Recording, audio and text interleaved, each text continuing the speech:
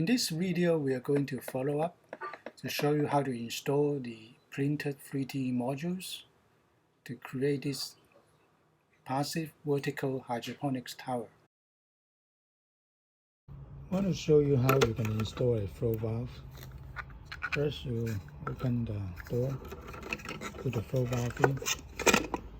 Flow valve has been designed to fit tightly around here, so just push it in. It will fit tightly, so it won't move. If you turn it around, you will still stuck there. And then you just connect this thinner pipe to here, and then connect it to the main reservoir. So like what I'm doing now is testing whether there's any leakage, whether the flow valve is able to control the water level to around 1 inch. Right now it's at around 1 inch and the flow valve has stopped.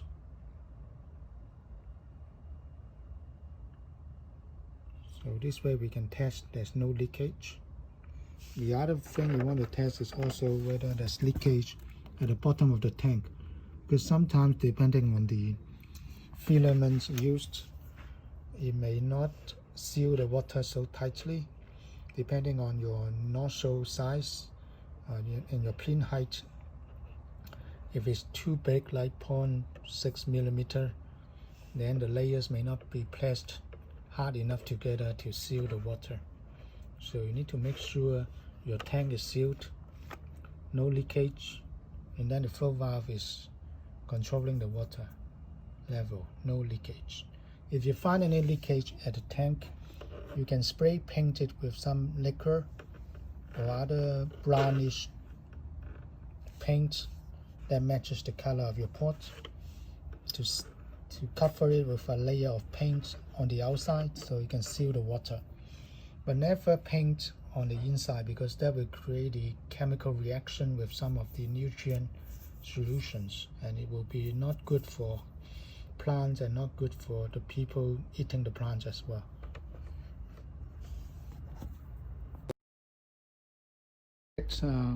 The flow valve together, we need to buy this soft rubber pipe, they call PE pipe or PE soft pipe. So this one has the diameter of 11 millimeter on the outside and 8 millimeter on the inside. You need to buy enough to connect up as many tanks as you need. So for each tank you need to cut out a section. It's a little bit less than the height of the tank, because you also need to take in this T-joint. So just measure enough length for each section and connect this PE pipe to the T-joint. At the tip of the T-joint will look like this. This is the 8 millimeter pipe on the inside. It will connect to here, and then we have this 3 millimeter pipe here that will connect to the smaller part of the T-joint, so that we can fit to the flow valve like this. So we connect the thin pipe to this valve, and you can shut down the water in case you need to do some maintenance. So there are two types of switch or valve you can buy. One is like this, the other one is like this. I find this one has a lot of leakage problem. So if you have a choice, go with this type. This type has the ball valve inside, which is more secure, not much leakage. This one is only a small piece of rubber ring inside. But then you'll find the water coming out from the edge of the screw here, of the thread here. So I'm now setting up the pipings and the valves. So we have 6 tanks like this, each with a flow valve. So we need to connect the piping for the 6 tanks. First thing is we need to get this T-shaped joint, connect this thin pipe. The inner diameter is 4 millimeter. So these are 4mm pipe, and the fake one is 8mm. So we need to insert it into here using some pressure. Just twist and push. Turn this easily when it's inside the tank, like this, and turn easily. And then we need to connect another thin pipe. So this one will be going to the nutrient tank, and then this one going into the flow valve. Then we have another section that will go down to the next tank, right? So we insert this other section here first, let it rise up, and then we push this T-joint in. Okay, so it's done. So I have one section done, and then this thinner pipe we need to plug into the flow valve. So just plug it in like that. So after we finish hooking up the first tank, we can go down to the second tank, and we can first pass the central pipe to the second tank.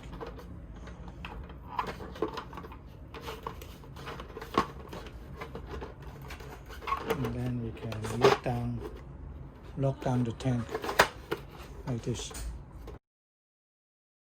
We went to the last tank. For the last tank, we need to seal the fake pipe. So that's the end of the free tank, and we can just insert this to the flow valve. Now I'm going to show you how to connect this nutrient tank. This nutrient tank is specially designed. Today I'm going to show you how to install this nutrient tank.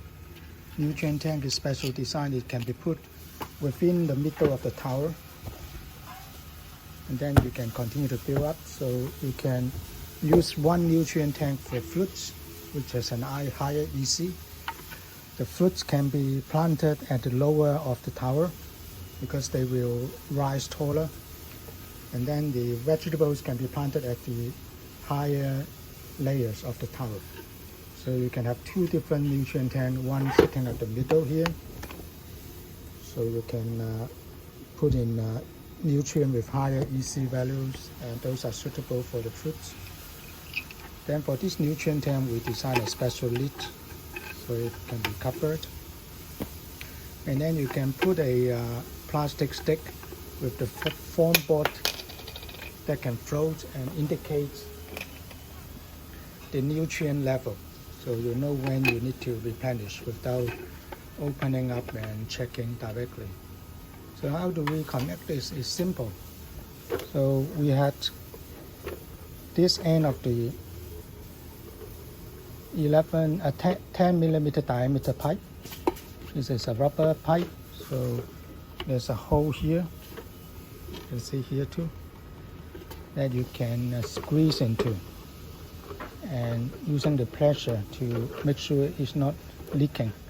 So let's squeeze into that to connect it, and then you can lock it in place like any of the tower units by twisting and locking. So this is very secure. Time to squeeze it in, so you can see it's now inside.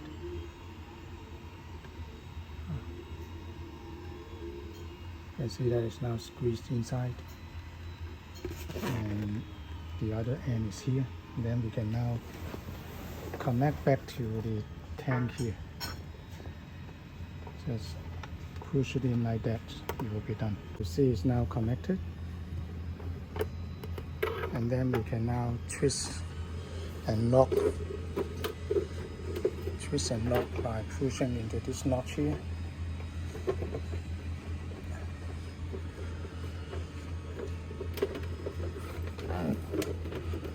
Then we can twist,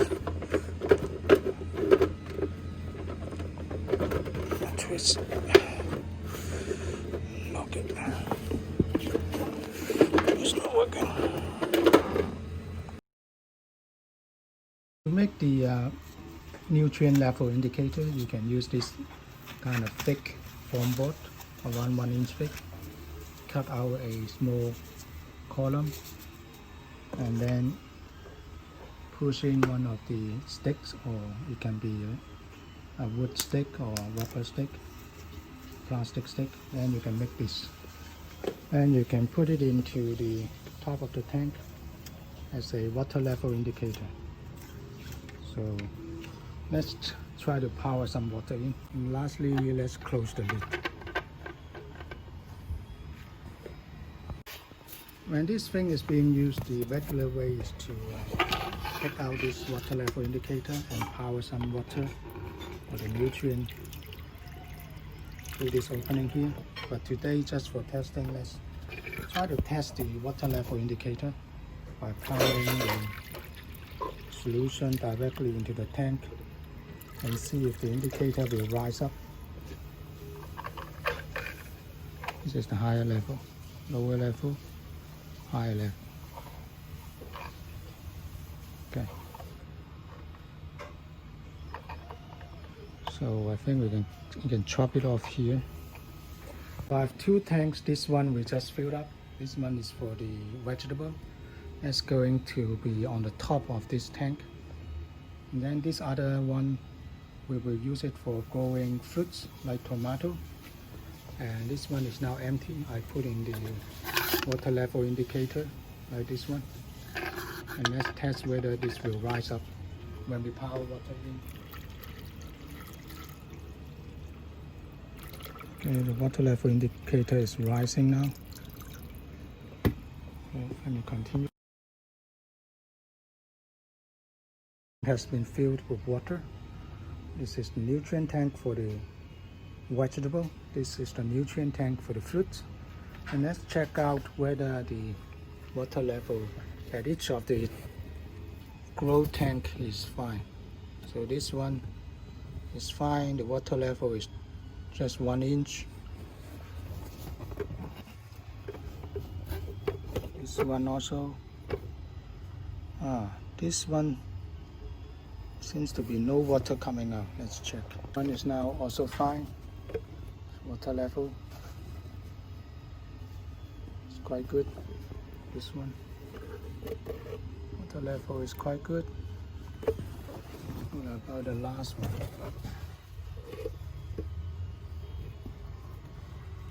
This one is the black. So wow, the water level is also quite good. That's 1 inch. And let's go to the other tank. This is the vegetable tank.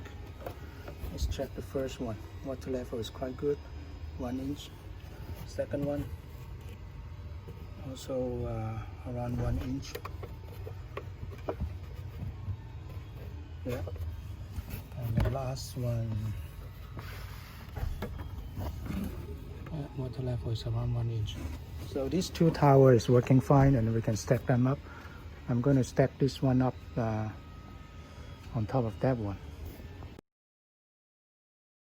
If you find that the tanks are too loose and not locking tight enough and it's waffling, you can use this 3D printer pen to add additional material to make the joint tighter. So just push more material out. Just add in this notch here. We have 3 notches. Just add some material here. Just 1 millimeter will do. And then before it dries out, quickly push it in. Okay. And then it will be very secure. No more waffling. The base for the tower. So this is where the electric cable will exit. And next we need to secure it in a board of a heavy board with a bigger size so it won't tilt and tip over.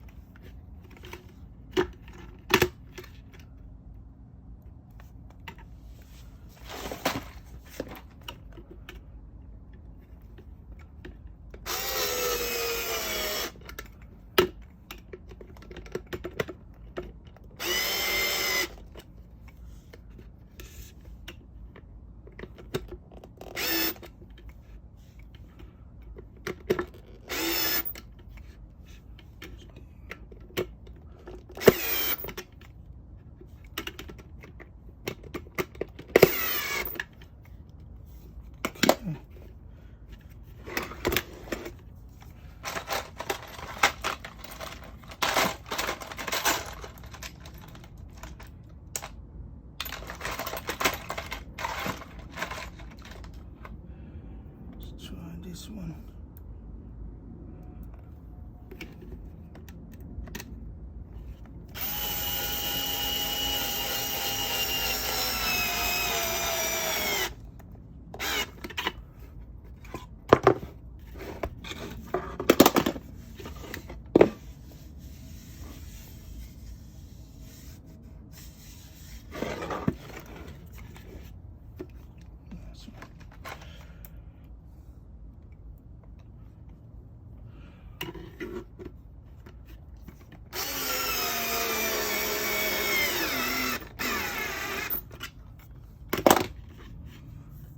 Okay.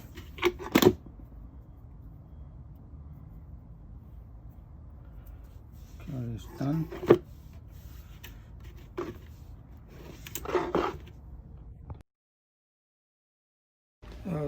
Next step is to pass the electric cable from the base here up to the top. So we already have this whole tower lined up, so just pass it through.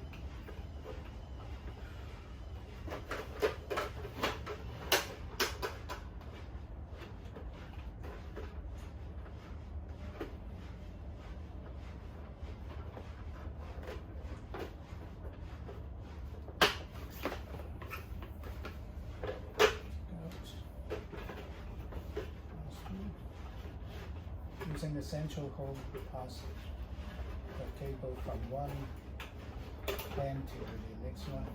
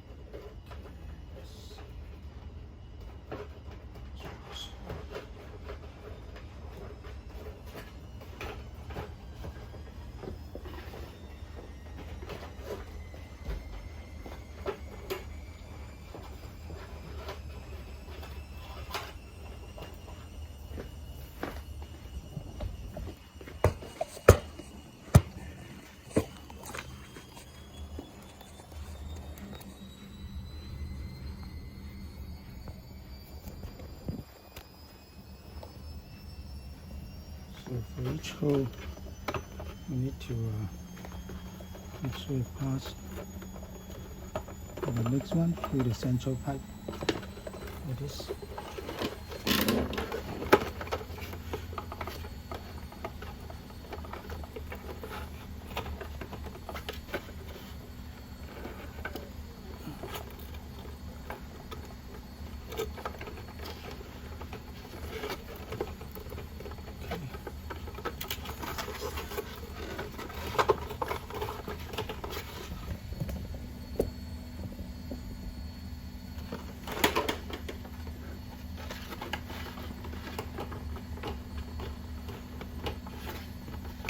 Okay, so this is the last tank.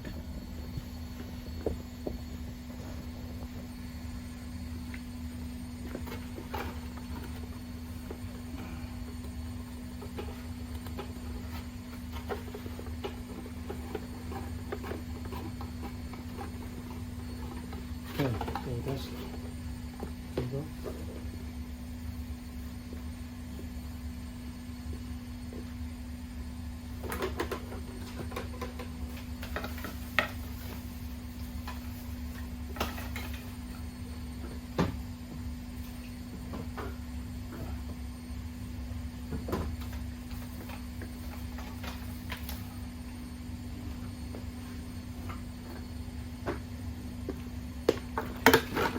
And then we have this PVC pipe lamp holder. So we previously wire this. Just need to put this on and connect the wire. Okay. Let's get out first.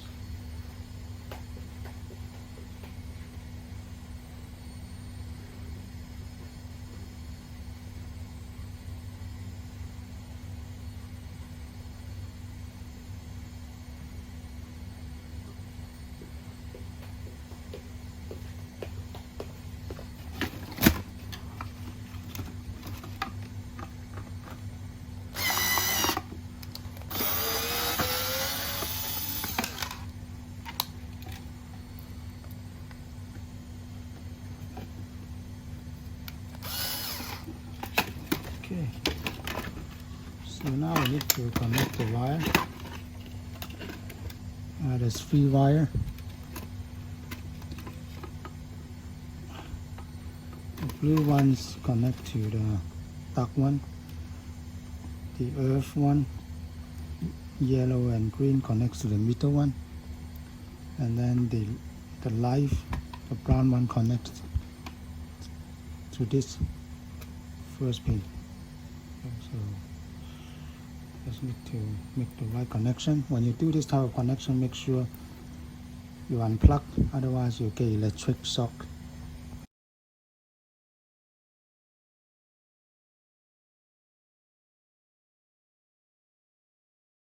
This is how it looks after we connected all the wire.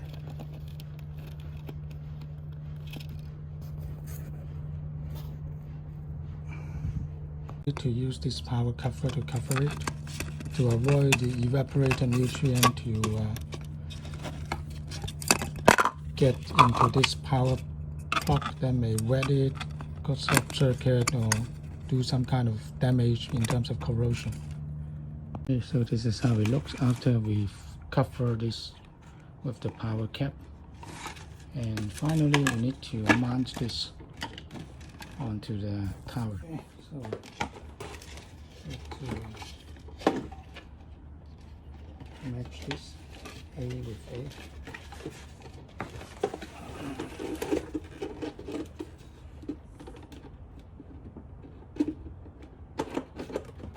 And then twist. That's it. That's how it looks. And let's stand up the tower. The video is a bit too long. I need to stop here and let's continue on part 3.